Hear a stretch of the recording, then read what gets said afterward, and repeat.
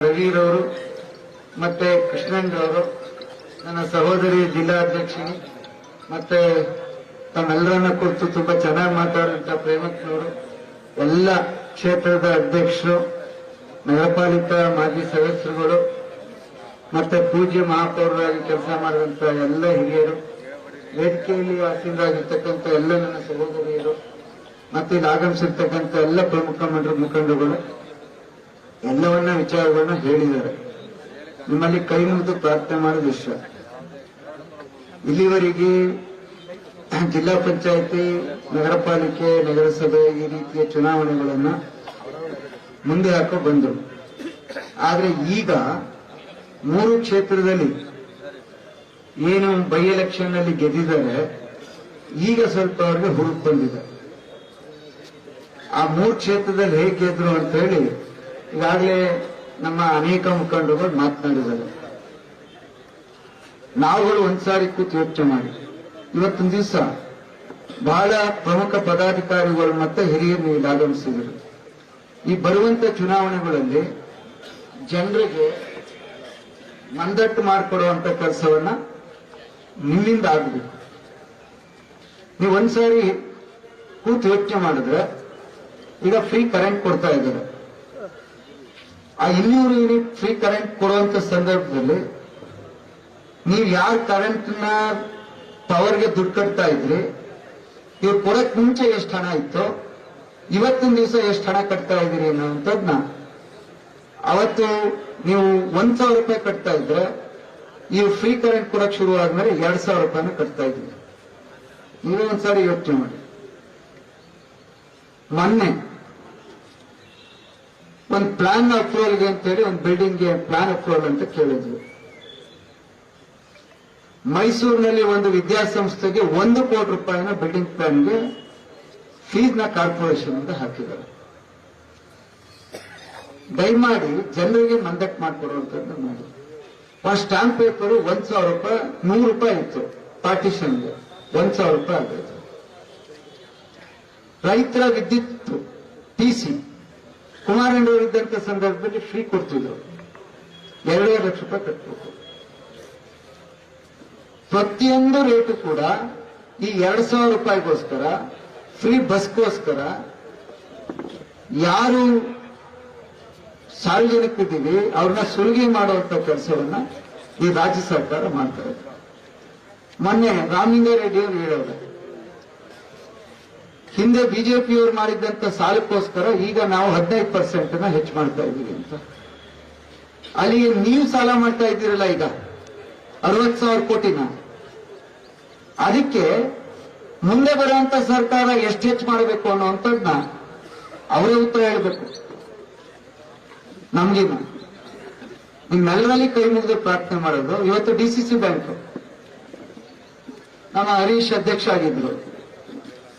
ಮೈಸೂರು ಜಿಲ್ಲೆ ಒಂದಕ್ಕೆ 300 ಕೋಟಿ ರೂಪಾಯಿ ಸಾಲ ಕೊಡ್ತಿದ್ರು.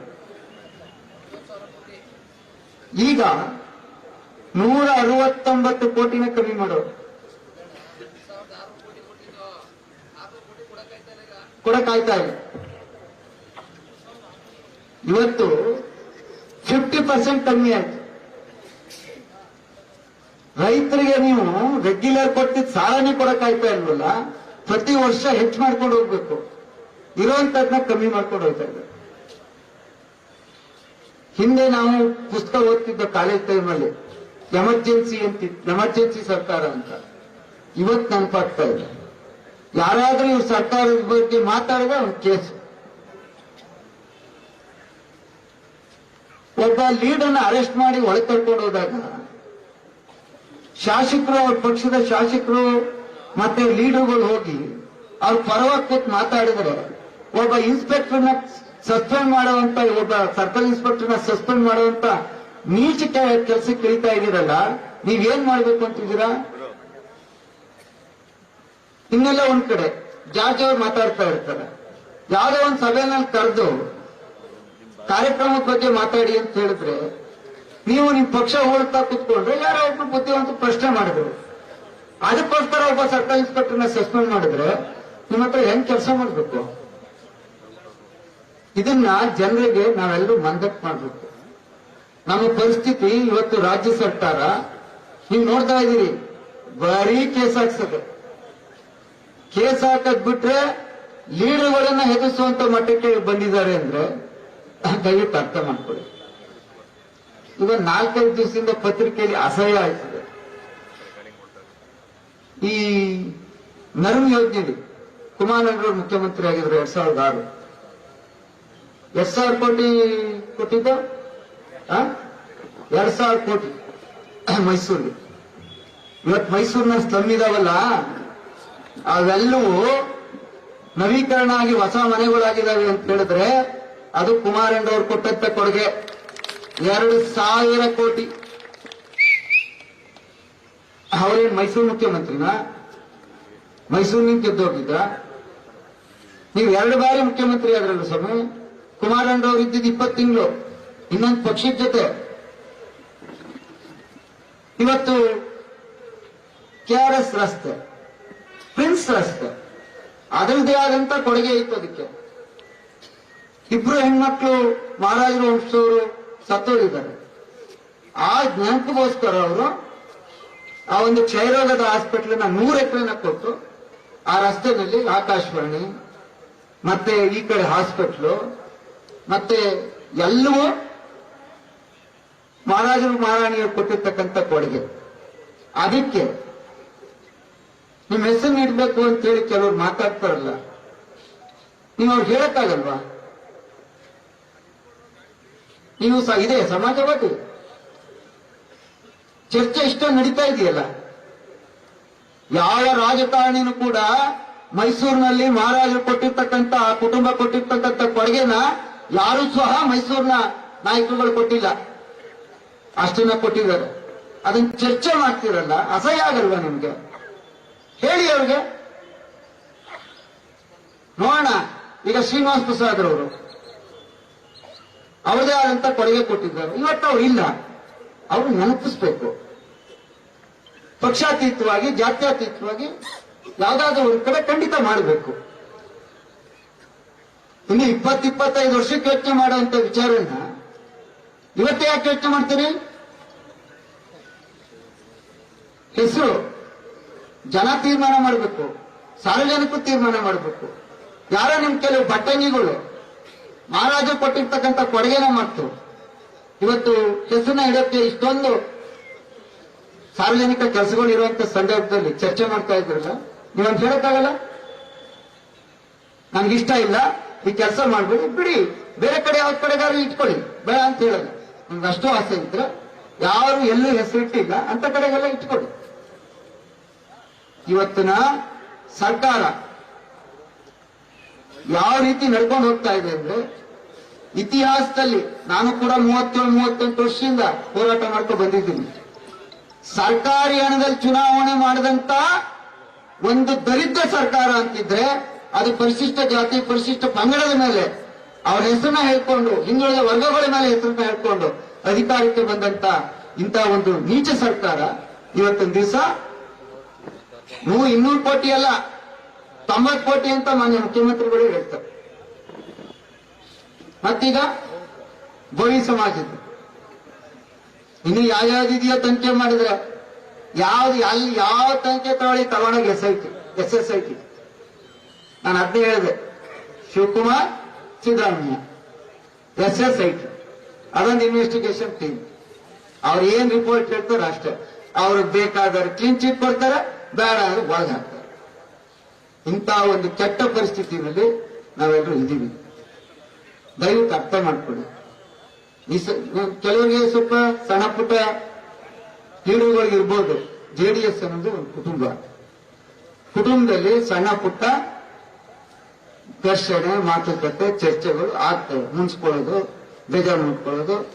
ಆದ್ರೆ ಇವರೆಲ್ಲ ದೂರ ಇದ್ದಾರೆ, ಇವ್ರೇನೋ ಆಗ್ಬಿಡ್ತಾರೆ ಅನ್ನೋಂಥ ಭಾವನೆ ನಿಮ್ಮಲ್ಲಿದ್ರೆ ದಯವಿಟ್ಟು ಮರ್ತ್ಬಿಡಿ. ಯಾವಾಗಿದ್ರು ಬೆಳಗ್ಗೆ ಎಲ್ಲ ಏನಿದ್ರು ರಾತ್ರಿ ಆಯ್ತು ಒಂದ್ ಹಾಗೆ ಆಯ್ತು. ಅದ್ಯಾವ ಅನುಮಾನವೂ ಇಟ್ಕೋಬೇಕು. ನಮ್ಮೆಲ್ಲರ ಗುರಿ, ವೇದಿಕೆ ಮೇಲೆ ಇರೋರು ಇರ್ಬೋದು, ಇಲ್ಲಿರುವಂತವ್ರು ಇರ್ಬೋದು, ನಮ್ಮೆಲ್ಲರ ಗುರಿ ಕುಮಾರಣ್ಣರವರು ದೇಶದಲ್ಲಿ ಮಂತ್ರಿ ಆದರು.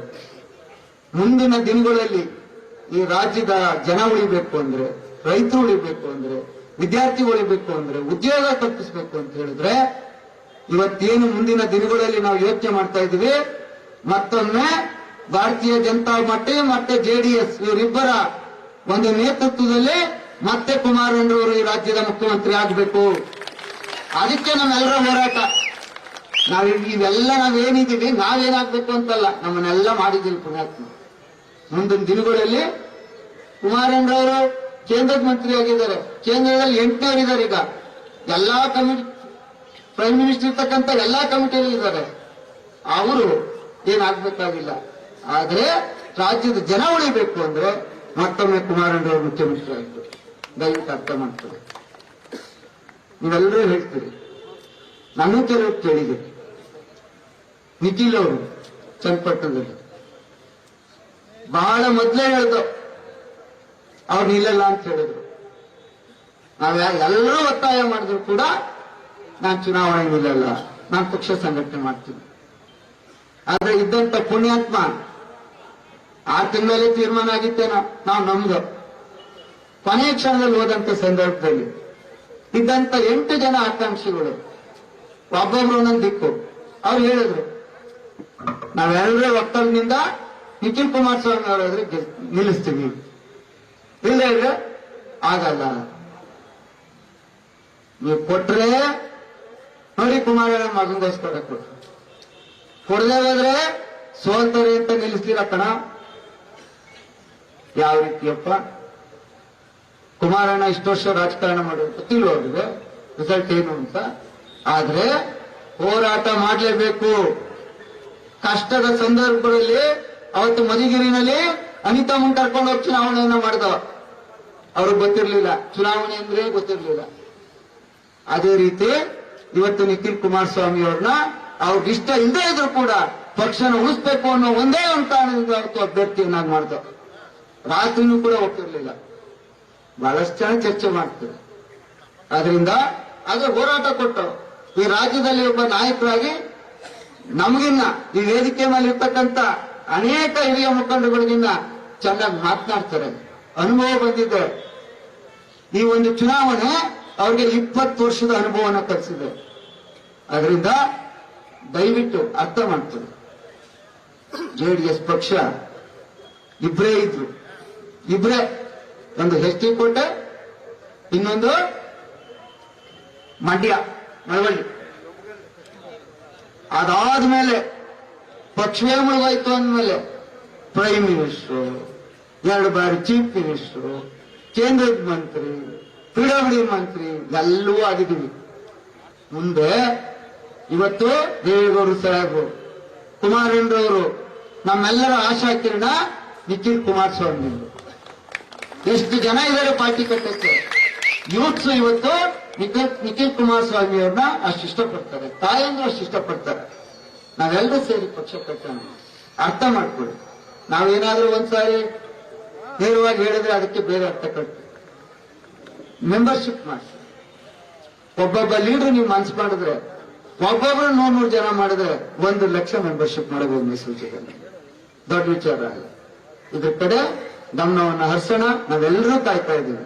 ಕುಮಾರಣ್ಣನವರು ಈ ರಾಜ್ಯದಲ್ಲಿ ಈ ಒಂದು ಭಾರತೀಯ ಜನತಾ ಪಾರ್ಟಿ ಮತ್ತೆ ಜೆಡಿಎಸ್ ಎರಡರ ಸಂಯುಕ್ತ ಆಶ್ರಯದಲ್ಲಿ ನಿಮ್ಮೆಲ್ಲರ ಸಹಕಾರದಲ್ಲಿ ಮುಂದೆ ಈ ಏನು 6.5 ಕೋಟಿ ಜನಸಂಖ್ಯೆ ಇದೆ, ಇವರ ಆಶೀರ್ವಾದದಿಂದ ಯಾವ ಶಕ್ತಿನೂ ಕೂಡ ಅವರನ್ನ ಮುಖ್ಯಮಂತ್ರಿ ಆಗೋದನ್ನ ತಪ್ಪಿಸಕ್ಕೆ ಸಾಧ್ಯ ಇಲ್ಲ.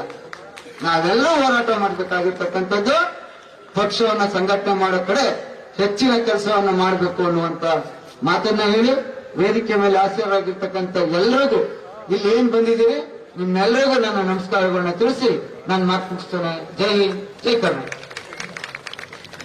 ಧನ್ಯವಾದಗಳು ಶ್ರೀಯುತ ಸಾರಾ ಮಹೇಶಣ್ಣ ಅವರೇ.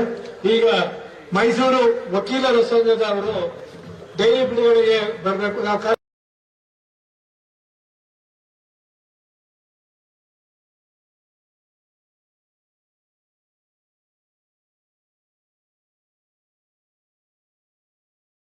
ಹೆಚ್ಚಿನ ವಿಡಿಯೋಗಳಿಗೆ ಪ್ರತಿಧ್ವನಿ ಯೂಟ್ಯೂಬ್ ಚಾನೆಲ್ ಸಬ್ಸ್ಕ್ರೈಬ್ ಮಾಡಿ, ಬೆಲ್ ಐಕಾನ್ ಕ್ಲಿಕ್ ಮಾಡಿ.